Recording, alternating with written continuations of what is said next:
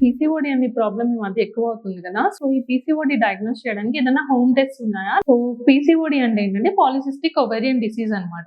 General common terms లో నీటి బుడగలు ఉన్నాయి అని చెప్తారు. సో నీటి బుడగలు అంటే పీసీఓడిలో యాసిడ్ నీటి బుడగలు కాదు, అండాశయాల్లో ఏంటంటే ఎగ్ నెంబర్స్ అనేవి ఎక్కువ ఉంటాయి అన్నమాట. సో మల్టిపుల్ ఎగ్స్ అనేవి ఉండడం వల్ల మనకి బాడీలో హార్మోనల్ ఇంబ్యాలెన్స్ అనేది ఉంది. టైం కి ఎగ్ అనేది బాడీలో రిలీజ్ అవ్వదు. దీని వల్ల మన బాడీలో ఒక ఇన్సులిన్ రెసిస్టెన్స్ అనే స్టేట్ క్రియేట్ అవుతుంది అనమాట.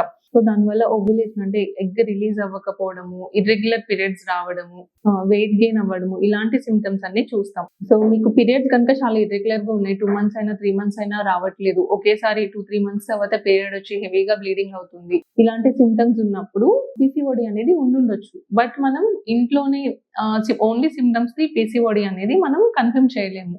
అండ్ ఈ పీసీఓడిలో ఇర్రెగ్యులర్ సైకిల్స్ తో పాటు మనకి వెయిట్ గెయిన్ అనేది చూస్తాము. కొంతమందికి ఫేషియల్ హెయిర్ అనేది ఉంటది అనమాట, చిన్స్ మీద కానీ. సో ఎక్సెసివ్ ఫేషియల్ హెయిర్ ఉండడము and nape of the neck లో బ్లాకెనింగ్, దీన్ని ఎకాంథసిస్ అంటాము. So certain areas under arms లో కానీ, నేప్ ఆఫ్ ది నెక్ మీద కానీ బ్లాక్ ఏరియాస్ ఎక్కువగా ఉండడం.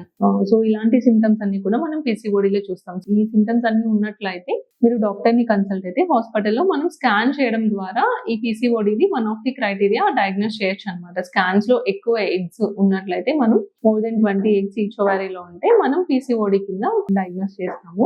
అండ్ ఓన్లీ స్కాన్ తో కూడా మనం పీసీఓడి అనేది కన్ఫర్మ్ చేయలేము. కొన్ని బ్లడ్ టెస్ట్ కూడా ఉంటాయి.